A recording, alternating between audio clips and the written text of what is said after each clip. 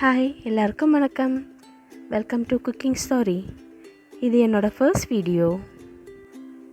நார்மலாக நான் வீட்டில் சமைக்க யூஸ் பண்ணுற ரெசிபீஸ், டிப்ஸ் இது எல்லாத்தையுமே உங்கள் கூட ஷேர் பண்ணிக்கலாம்ட்டு இருக்கேன். ஓகே, வாங்க இப்போ கிச்சனுக்கு போகலாம். அடுப்பை ஆன் பண்ணிவிட்டு சட்டி சூடேறினதும் சமையலுக்கு யூஸ் பண்ணுற தேங்காய் எண்ணெயை கொஞ்சமாக ஊற்றிக்குங்க. தேங்காய் எண்ணெய் நல்லா சூடேறினதும் அதில் ஒரு பட்டை, 2 அன்னாசி பூ போட்டு அது கூடவே அரை ஸ்பூன் பெருஞ்சீரகம் போட்டு கிண்டி விடுங்க. அதில் கொஞ்சம் கருவேப்பிலை, கட் பண்ணி வச்சுருக்கிற பெரிய வெங்காயம் போட்டு நல்லா வதக்கி விடுங்க. வெங்காயம் பிரிஞ்சு போகிற அளவுக்கு நல்லா வதக்கி விடணும். வெங்காயம் நல்லா பொன்னிறமானதும் அதில் கட் பண்ணி வச்சுருக்கிற சிக்கன் பீசஸ் எடுத்து போட்டு விடுங்க. அது கூடவே இடித்து வச்சுருக்கிற இஞ்சி பூண்டு விழுதுகளை எடுத்து தூவி விடுங்க. அதில் கொஞ்சமாக ஹிமாலயன் சால்ட் எடுத்து போட்டு விடுங்க. நான் எப்பயுமே ஹிமாலயன் சால்ட் உப்பு தான் பாய்க்கிறது, அது உடம்புக்கு கொஞ்சம் நல்லதும் கூட. இது எல்லாத்தையும் நல்லா மிக்ஸ் பண்ணி விடுங்க. அடுப்பை சிம்மில் வச்சுட்டு இது எல்லாத்தையும் ஒரு 3 நிமிஷமாவது நல்லா வேக வைக்கணும். சிக்கன் நல்லா வேகணும். இப்போ சிக்கன் நல்லா வெந்துருச்சு. இதில் நம்ம கட் பண்ணி வச்சுருக்கிற 3 தக்காளி பழங்களை எடுத்து அதில் போட்டு நல்லா கிண்டி வேக விடணும். நல்லா மிக்ஸ் பண்ணி விடணும். இதை சிக்கனுக்கு அடுத்து இந்த சம்பலுக்கு நல்ல டேஸ்ட் கொடுக்குறதே இந்த தக்காளி தான். இப்போ இந்த தக்காளி பழம் நல்லா வெந்துருச்சு.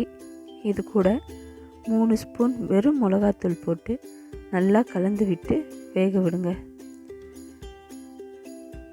நல்லா மிக்ஸ் பண்ணி விடுங்க.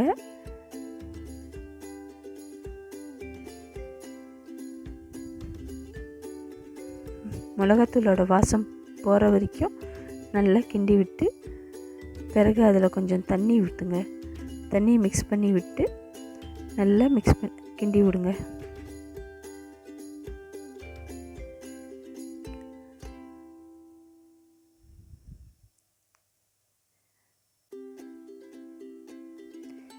ஓகேங்க, நம்ம சம்பலில் எண்ணெய் மேலே மிதக்க ஆரம்பிச்சிருச்சு அப்படின்னா சம்பல் நல்லா பதத்துக்கு வெந்துருச்சுன்னு அர்த்தம்.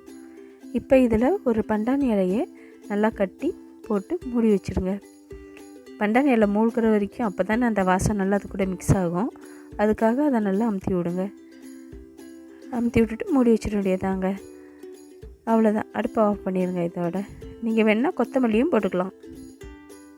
இப்போ நம்மளோட சுவையான சிம்பிளான சிக்கன் சம்பல் ரெடி ஆயிடுச்சு. நீங்கள் இந்த சிக்கன் சம்பல் கூட சோறு வச்சோ, இல்லை சப்பாத்திக்கோ, பூரிக்கோ, இட்லி, தோசைக்கோ இது கூடனாலும் வச்சு சாப்பிட்லாம். ரொம்ப டேஸ்ட்டாக இருக்கும். இந்த ரெசிபியை நீங்களும் ட்ரை பண்ணி பாருங்கள். ட்ரை பண்ணி பார்த்துட்டு எப்படி இருந்துச்சுன்னு கமெண்ட்ஸில் சொல்லுங்கள்.